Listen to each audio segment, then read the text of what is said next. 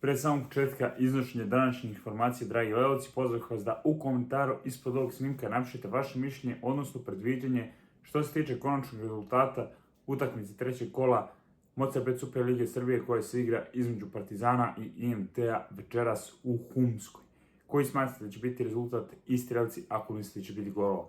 Također, pozvah vas da se pretplatite na moj kanal, uključite zvonce da vam dolaze obaveštenja za buduće streamove, ali i video na YouTube kanalu Dušan Futbol Mix, te da lajkujete ovaj video kako bi se što bolje plasirao i kako bismo u što većim brojima nastavili da pratimo zajedno vesti. Ipak pre same priče o utakmici između Partizana i IMT-a ćemo se osvrnuti na neke vesti vezane za klub iz Humske konkretne. Dakle, Partizan je pobedio Unu Štrasel u revanš meču 1:0 rezultatom. Nećemo se puno uspjeti na tu utakmicu. Određivanje posla crno-belih, vrlo lep gol kombinacije mladih fudbalera. Stefan Petrović, koji duže vremena nije bio u postavi, sada je uspio da asistira i Bojan Kosić je pogodio početkom drugog poluvremena za trijumf crno-belih ukupnim rezultatom 5:0. Prema rasporedu u četvrtom kolu domaćeg šampionata Partizan će igrati protiv Graničkog iz Niša u nedelju. Međutim, ta utakmica bi po očekivanjima trebalo da bude odložena, zato što Partizan igra protiv kazahstanske ekipe, put je gotovo 4.500 km, tako da se očekuje da taj meč bude pomeren za nešto kasnije. Inače, meč bi se igrao u Nišu, tako da bi to bila 2 gostovanja za Partizan. Superliga bi trebalo da zvaničnu odluku po ovom pitanju donese u ponedjeljak, a klubovi inače imaju pravo da tokom sezone 2 puta zatraže odlaganje utakmice. Što se tiče druge vesti, ona je transfer prirode, odnosno govorimo o opet Ognjenu Ugrešiću. Nešto ranije, tokom ovih letnjih mjeseci su pričali o njemu dosta, potom su utajile novosti povodom njegovog transfera iz Partizana, ali evo, sada dobijamo informaciju da je Partizan dobio zvaničnu ponudu od Sassuola za 8 miliona evra što se tiče Ugrešića, odnosno fiksno 6 miliona evra, a 2 miliona evra kroz, kako se piše, lako ostvarive bonuse. Međutim, ono što bi moglo predstavljati problem jeste dinamika isplate ovog novca, s obzirom da, kako se piše, Sassuolu je to previše da isplati odjednom, čak i iz 2 dela tu svotu od 6 miliona evra. I kakva je ponuda Sassuola? Otkriveno je da bi oni za Ugrešića novac isplaćivali u ratama za obeštećenje dokad traje njegov ugovor sa klubom Partizan. Vrednost Ognjena Ugrešića na Transfermarktu je procijenjena na 10 miliona evra, a on ugovor inače sa Partizanom ima do juna, odnosno kraja tog mjeseca 2030. godine, dakle još 4 godine malo manje, tako da nije baš najrealnije da se ova ponuda prihvati. Već smo rekli, dakle, uveče Partizan igra svoj meč od 20 časova protiv IMT-a. IMT, tim koji do sada u domaćem šampionatu beleži zaista pozitivne rezultate, s obzirom da su u prvom kolu uspjeli da pobede ekipu Čukariškog rezultatom 1:0, a u drugom meču su također slavili dosta ubedljivije protiv Zemuna novopečenog prvoligaša, odnosno superligaša, rezultatom 4:0. Tako je IMT posle prva 2 odigrana kola jedini tim uz Crvenu zvezdu koji ima maksimalan učinak.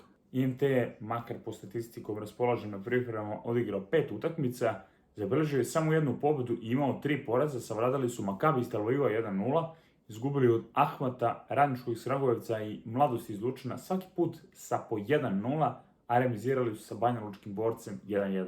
Sa 50 osvojenih bodova, IMT je prošle sezone bio najbolje plasiran tim u Mocarbet Super Lige Srbije što se tiče play-out zone i oni su u tom delu kampanje ostali neporaženi. Imali su 3 pobjede i 4 remija. Pre toga IMT u domaćem šampionatu nije poražen na 3 utakmice, tako da ako sve to saberemo, doći ćemo do 10 vezanih mečeva u Super Ligi Srbije u kom IMT nije doživio poraz, a posljednji put su izgubili sredinom marta protiv Crvene zvezde 2:1. Od tada na svom kontu imaju 4 pobjede i 6 remija. Ovo je 4. uzastopna sezona u kojoj će IMT i Partizan odmeriti snage u domaćem šampionatu. U prethodnim kampanjama crno-beli jesu bili uspješni što se tiče ukupnog salda, s obzirom da je Partizan slavio 3 puta, 2 puta je bilo nerešeno, jedan je pobedio IMT kada? Prošli put kada su igrali ovi rivali, 1:0 krajem decembra 2025. godine.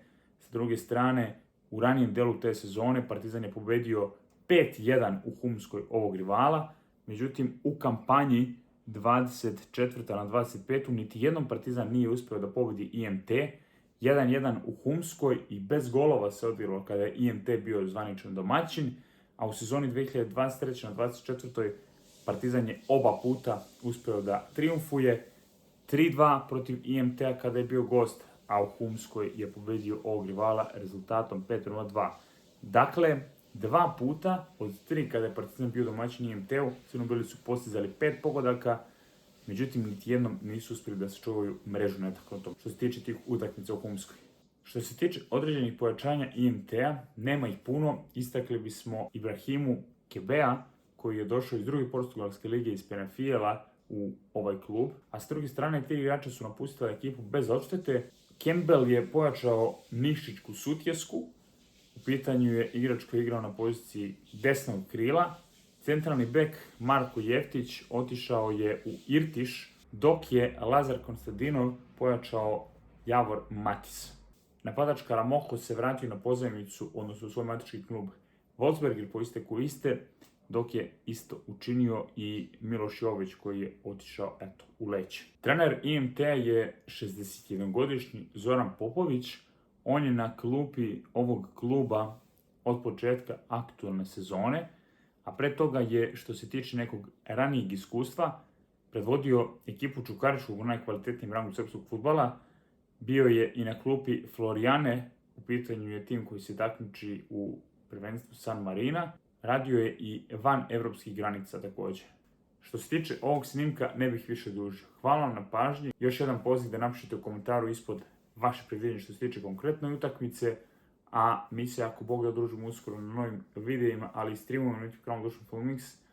U zamislima je da naredni klip se bavi potencijalnim rivalom crno-belih u play-offu za Ligu konferencije, a nakon toga konkretno najava utakmice sa Tobolom. Do tada, morski pozdrav od Dušana s kanala Dušan Film Mix.